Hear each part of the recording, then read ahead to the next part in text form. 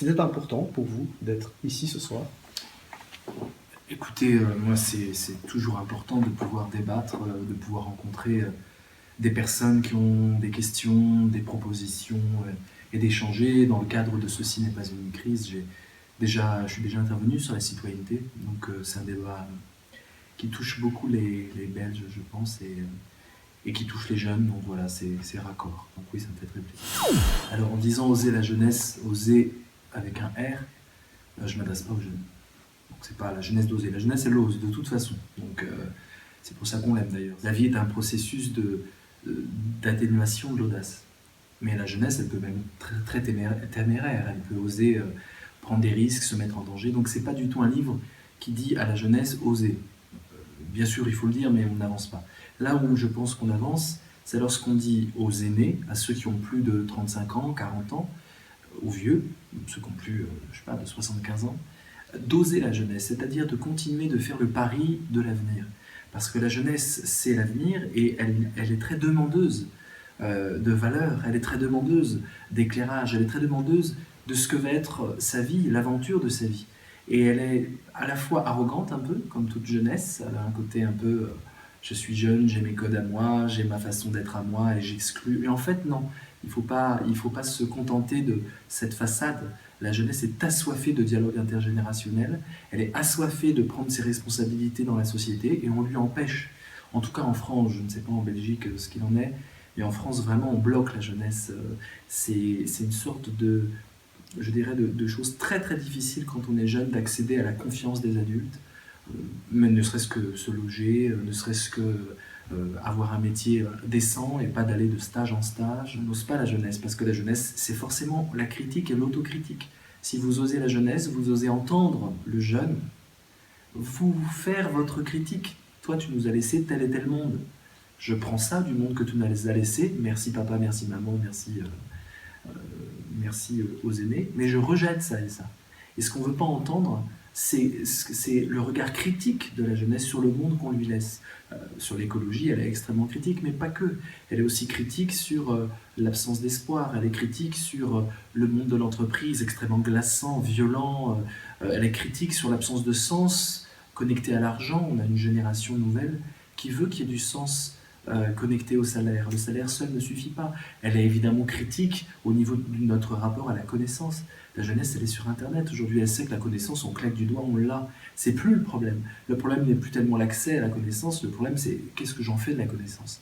Comment j'organise ma vie? Je construis quoi une fois que j'ai la connaissance? Et ces questions-là, on lui a peu enseigné, on lui a peu montré, on lui a peu expliqué. Donc voilà, et on refuse cette critique des jeunes, on refuse de se remettre en question. C'est de l'orgueil et c'est de la vanité générationnelle. Et donc voilà, oser la jeunesse, c'est oser se régénérer au contact des jeunes. Le seul bain de jouvence, la seule façon de rester jeune, c'est de se connecter affectivement et effectivement aux jeunes. Affectivement parce que faut les aimer, il faut leur faire confiance, il faut leur dire j'ai besoin de toi. Très peu d'adultes disent j'ai besoin de toi aux jeunes. À part des groupes extrémistes, que ce soit à droite ou que ce soit avec l'islamisme, où on dit j'ai besoin de toi aux jeunes. À part des marchands qui disent j'ai besoin de toi parce que tu es un client. Le système français, il est très beau sur le papier quand vous lisez un peu ce qu'un jeune apprend à l'école. Le côté institutionnel, ça fonctionne. Le côté budget, ça fonctionne quand même. Mais le côté passion n'existe plus. Pourtant, les meilleurs profs que vous avez eus étaient des profs passionnés. C'est les seuls qui vous restent en mémoire. Les profs très sévères ou les profs passionnés. Ceux qui sont capables de s'enchanter de la matière qu'ils diffusent. Ceux qui s'éclatent, ceux qui sont dans un plaisir de transmettre cette connaissance et qui attendent des regards lumineux dans l'assistance. Et qui disent, j'ai gagné ma journée si dans l'œil d'un jeune, il y a une petite étincelle qui s'est allumée. Eh bien, la passion est totalement tabassée à l'école. On l'interdit totalement. Nous sommes dans une sorte de machine à suradapter le jeune à la bureaucratie, au petit métier de pacotille qu'il va avoir avant de pouvoir s'établir, et puis aussi aux jeunes qui vont sortir du système éducatif. On en a plus de 150 000 par an qui sortent du système sans diplôme. Donc c'est une machine aussi à sélectionner, l'école.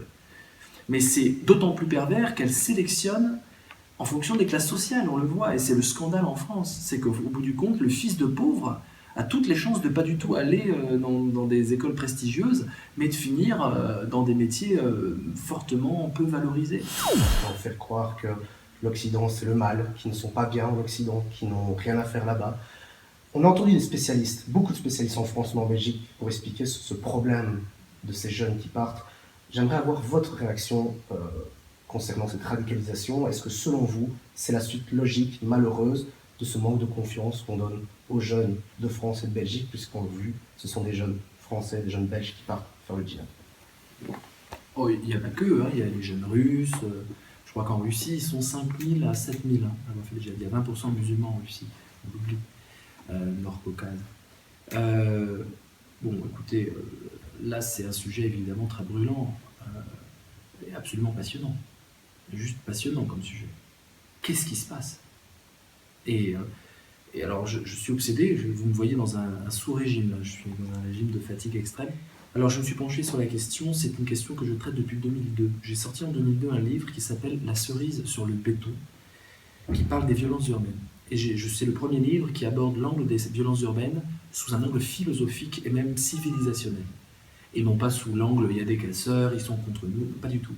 C'est un livre qui montre le degré de rage et de haine qui est dans les banlieues, d'impuissance à vivre, et justement toute une classe adulte qui refuse de parier sur cette jeunesse-là, une jeunesse qui se sent rejetée.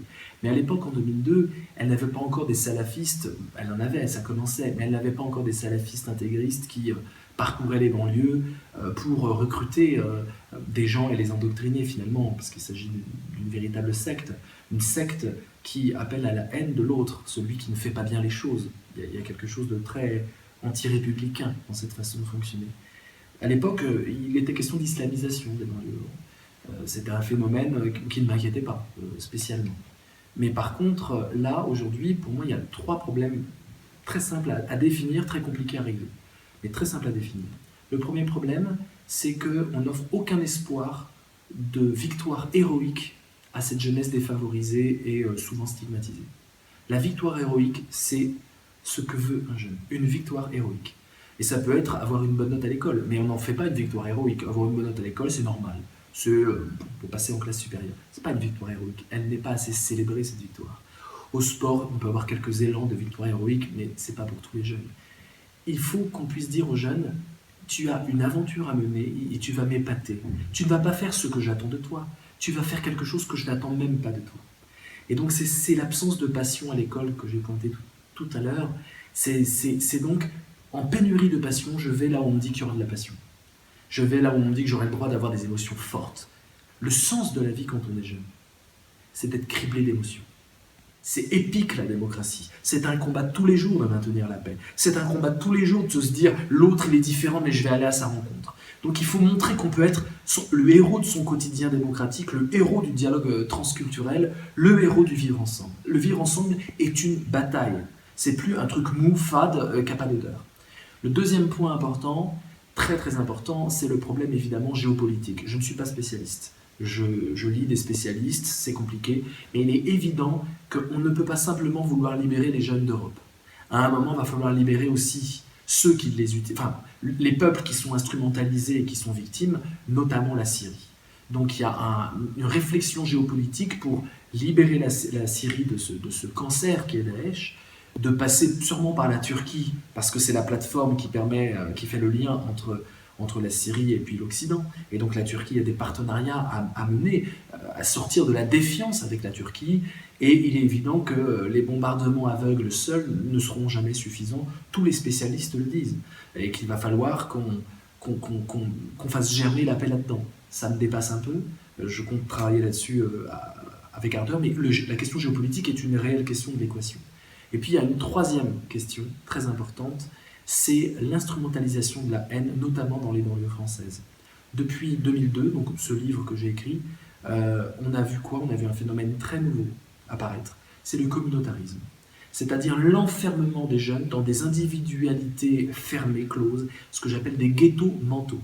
Le ghetto, c'est ouvert. Hein. Quand vous allez dans le ghetto, entre guillemets, il y a toutes les nationalités, ça bouge. Ça, c'était en 2000.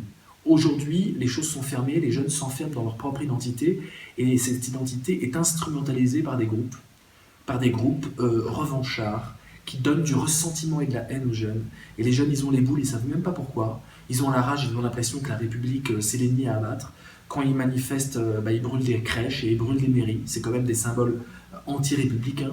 C'est leur propre crèche, enfin, la crèche de leurs frères et sœurs. Donc c'est des symboles. Et donc, ils caillassent des policiers, ça existe, hein. Ils appellent des policiers pour les caillasser ou des pompiers, ça existe, on connaît les violences urbaines. Et d'ailleurs, il y avait un indicateur très précis des violences urbaines, c'est Lucienne Bouitron, qui était commissaire et philosophe, et elle avait mis un thermomètre pour calculer les violences urbaines. Plus on s'attaquait à des symboles de l'État, plus c'était grave. Pas une question de dégâts, c'est une question aussi de gravité symbolique. Eh bien, les jeunes ont été victimes d'une grande campagne de communautarisme, et donc on enferme dans le ressentiment, la haine, et c'est une façon de brouiller le regard politique des jeunes. Et nous, on n'a pas, comme en Belgique, cette éducation à la politique, avec des associations, avec tout ce que vous avez vous. Donc, nous, l'école n'est pas du tout une matrice à apprendre la démocratie. Les jeunes n'ont aucun rapport à la politique, aucun, zéro. Si ce n'est, on nous manipule, on est communautaire, les Arabes avec les Arabes, les Noirs avec les Noirs, voilà. Et ça, c'est une catastrophe, donc il faut aussi déverrouiller ce piège communautariste, tellement séduisant de se retrouver entre nous avec les mêmes codes, mais en fait tellement factice et tellement anti-républicain. Vous parlez des solutions, vous avez un message concret à donner aux politiques. Qu'est-ce que devraient faire donc les politiques en France, mais aussi en Belgique, mais particulièrement en France, que vous connaissez bien? Les politiques, déjà, doivent comprendre que le seul message à adresser à la jeunesse, c'est on a besoin de vous, on a besoin de toi. Et pas simplement en tant qu'électeur ou futur électeur. On a besoin de toi parce que cette génération que j'appelle alpha, parce que c'est le début d'un nouvel alphabet, c'est pas Z, c'est alpha, on ouvre un truc, cette génération qui naît avec Internet au bout des doigts, qui est mondialisée dans la tête de plus en plus, qui a accès à absolument tout, qui est assoiffée de connaissances et assoiffée de création, pas du tout passive, pas du tout consommatrice comme on pourrait le croire, eh bien elle a une valeur inestimable. Donc déjà que cette jeunesse puisse entendre les adultes, la classe politique, mais aussi tous les adultes, y compris les professeurs, y compris les employeurs. On a besoin de toi, tu as une valeur exceptionnelle.